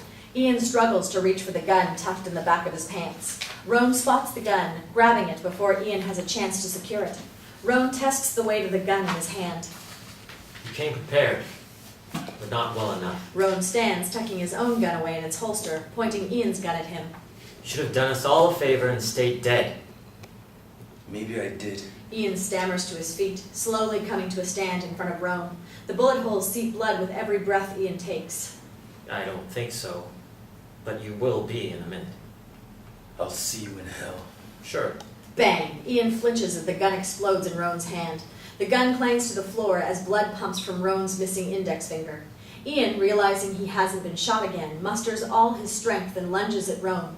Wrapping his arms around Roane, he drives him to the floor. Ian landing on top of Roane. Ian gropes for Roane's head with his left hand and punches Roane in the face with his right. He lands 2 good shots before Roane digs his thumb into one of Ian's gunshot wounds, causing Ian to scream in pain, falling off Roane. Roane pounces on Ian, holding him down with his bloody hand as he pummels his face with his other fist. Ian's face becomes a bloody mess. Ian's hand works its way up to Roane's face, his thumb digging into his eye. Not willing to lose his advantageous position, Roane leans back and shakes his head back and forth to try and prevent Ian from gouging out his eye. Roane's hands grasp for Ian, his bloodied hand catching Ian's face. Animalistically, Ian chomps down on Roane's mangled hand, biting through 2 of his remaining fingers. Roane pulls back, sitting up on Ian, exposing his torso. Ian spits out the 2 fingers and spots the gun tucked in Roane's holster. Ian grabs it and tries to pull it free, but it is strapped in. Roane's good hand shoots to the holster, trying to prevent Ian from getting the weapon. They struggle till Ian is able to secure a hold on the trigger. Bang! Bang! The bullets rip out the side of Roane, passing from gun in his shoulder harness, clear through and out the other side of his body. Roane's eyes bat in disbelief as he falls off Ian. They lay on the floor, life quickly escaping from them. Roane, in excruciating pain, tries to retrieve his gun. Ian spies Roane going for the gun, then spots his own pistol. Roane is about to grab his gun when Ian clocks him across the face with the handle of his gun. Roane crumples to the ground. Ian falls next to him, his momentum and the effort carrying him to the floor. Roane spits up blood as Ian crawls on top of him. Ian raises the butt of the gun, repeatedly smashing it down into Roane's face, turning it into a bloody pulp. Ian raises the gun to smash it down once more, but the blood covering the gun in Ian's hand causes it to slip from his fingers and fall several feet away. Ian reaches down, wrapping his fingers tightly around Roane's throat. He squeezes with the last of his strength. Roane weakly punches at Ian, but Ian ignores his failing attack. Roane pulls his gun free of the harness. Ian continues to squeeze. Roane points his gun at Ian. Snap! Ian's hands crush Roane's trachea, killing him. Ian continues to squeeze, even though Roane is dead. Slowly, Ian releases his grip. He slides back and off Roane, dazed and shocked by what he just did. Exterior, club, afternoon. Ian stumbles out of the club, bloodied and paled. He presses a car key remote. Roane's sedan chirps at him. Ian climbs into the sedan. The car pulls away from the club. Exterior, street, afternoon. Ian drives out of the city and into the desert. He's barely conscious, yet manages to keep the car on the road. Exterior, Valley of Fire, afternoon. Ian drives through the red rocks in the desert. His pain is getting worse. Finally, he spots the turnoff where he and Sonia were dumped. He guides the car off the road. The car door opens and Ian slides off the seat and collapses in a heap in the dirt. He leans against the side of the car as he sits in the dirt, looking. He gets frustrated at not seeing what he's looking for. Where are you? He rolls his head to the other side, looking around. We had a deal. Ian's eyes glass over. Tears run down his cheek. I want my wife. Ian inhales 3 quick staccato breaths, then breathes no more. Ian's motionless body sits slumped against the car. Sonia makes her way across the desert. Ian looks up as Sonia approaches. He reaches out to her. She extends her hands to him, helping him up. He stands next to her, his wounds erased, his face and clothes clean. Sonia? Ian touches her hair. I'm here. Ian grabs her and passionately kisses her. He hugs her tightly, crying as he buries his face in her shoulder. I'm sorry. Shh. Don't be. You did what you had to, what he asked of you. You fulfilled his will. They separate and look at each other. I've damned us. No, my love. You've saved us. God has smiled upon you. He is waiting to welcome you home. Sonia points behind Ian. Ian turns and looks. God, whom Ian thought was Lucifer, sits on a boulder nearby. A shaft of brilliant light illuminates the area behind him, a portal or rift in space and time, the entrance to heaven. You have stayed the course, Ian. You have fought the good fight. Come, my children. Let us go home. God hops off the boulder and steps through the rift, extending his hand towards Ian and Sonia. The blinding light dulls just a little on either side of God. Wice and Isabella step forward and stand at his shoulders. I don't understand. You have done God's will. Your soul has been judged. You are worthy of heaven. By your actions, the balance of power between heaven and hell have remained with the righteous. By your self-sacrifice, you have been granted entrance into heaven. Because of your love, we will be together. Love endureth all Yes. things? Yes. Come, Ian, be at rest. Sonia takes Ian by his hand and leads him to the rift. As they cross to the rift, Ian glances down one last time at his body that remains bloodied and dead against the car. He looks at Sonia, they smile at each other, and step through the rift into heaven. Credits roll. Interior, house, evening. Rachel, a young woman in her mid-20s, stares out of the front window of her home. She has a phone pressed to her ear and a baby on her hip. No, I'm telling you, my car has been stolen. It has to be my ex. That scumbag has copies of my keys. He's the only one that would steal it. She leaves the window and paces through the house, trying to comfort the now crying baby and gathering up a diaper bag, stuffing odds and ends into it. My son's sick. I need to take him to the doctor, and now my car has been stolen. She heads to the front door. I parked it on the street in front of the house. It's not in the driveway, it's not anywhere. She opens the front door. Her car is parked in front of the house. She looks around confused, then looks up and down the street. No one's around. It's back. No. It's parked on the street. I'm sorry. Thank you. Rachel looks at her car, shocked. More credits roll. Interior, diner's house, morning. The man from the diner sits at a dining table. He carves a deep cross into the tip of a bullet with a knife. There's disgust in his face. Today's the day. They're gonna get theirs. All of them. You're not gonna take their shit anymore. He puts the bullet in a clip and slams the clip into a gun. He cocks it and places it in the briefcase over a list of names. Then he throws the files on top of it, closes the briefcase, and heads for the door. More credits roll. Exterior, Ian's house, night. Big Jim parks his car across the street from Ian's house. He settles in to watch the house for the night. There is no movement in or around the house. He starts eating a burrito that he retrieves from a fast food bag. The passenger door suddenly opens and Isabella slips into the seat. Big Jim grabs for his gun. He has the handle in his hand but stops his action as Isabella's hand rests on top of his. Their eyes meet. There are people in your life that care a great deal about you. They're scared one day you'll get hurt, that you'll never come back to them. How do you... Judith prays for you every night. She prays for you to come home to her. She's scared, as only little children can be scared. She fears her daddy may never hug and kiss her again. Who are you? She needs her father, as we all do. Go to her, Jen. Isabella lets go of his hand and gets out of the car. She closes the door behind her, then leans down in the car window. You are the world to her. Don't shatter her world. Isabella leaves. Big Jim thinks everything is over, then starts the car up, drives away from Ian's home. More credits. Interior, alleyway, day. The van pulls away from the dock. Ian can be seen driving it by his reflection in the side mirror. The van clears the corner of the alley and disappears from sight. The bay door bursts open and 3 men wearing ski masks holding new electronics stand in the doorway. They step out onto the dock, then stop in their tracks. They look around confused.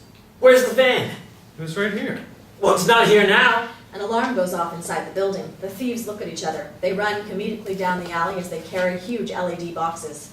Police sirens are heard getting closer. Thief 2 reaches the end of the alley and abruptly stops in his tracks as he's about to round the corner. Freeze! Thief 2 drops his box and raises his hands. More credits. Exterior, side alley, day. Chester stands over his open trunk. He wipes his mouth with his empty hand. You be real quiet now. Be the good boy I know you are. The small black boy lies in the trunk, afraid, and still wearing only his soiled underwear. He starts to sob. Chester reaches down and rubs the boy's bare leg, patting it gently. Shh. We'll be home soon.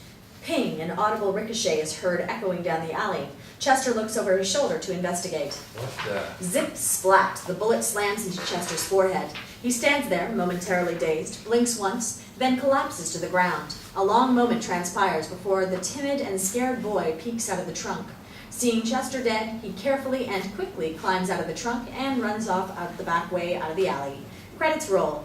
Exterior, desert road, afternoon. The SUV skims across the blacktop. Dread sits heavy in the car as the family rides along in silence. We can run. If we stick together, we can make it. A crack forms in the road ahead of the SUV and races across the surface towards them.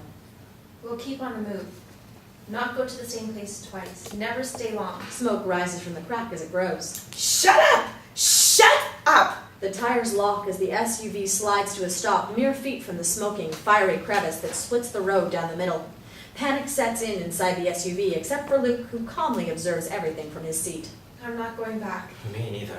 Get us out of here! John throws the gear into reverse and punches the gas. The car jerks but doesn't move. The tires screech and smoke as they search for traction, but the SUV remains fixed as if an invisible force holds it. He won't let us go. He is calling us home. The SUV jerks forward as it is pulled toward the fiery chasm. The door locks engage as John, Mary, and Sarah desperately try to get out, to no avail. Flames lick the front of the SUV as it teeters on the edge of the crevice. We're fucked. Luke smiles at the family. Violently, the SUV jerks forward and disappears, engulfed in flames and sucked down into the depths of the chasm. Just as quickly, the crevice seals itself. The road remains whole as if nothing ever happened.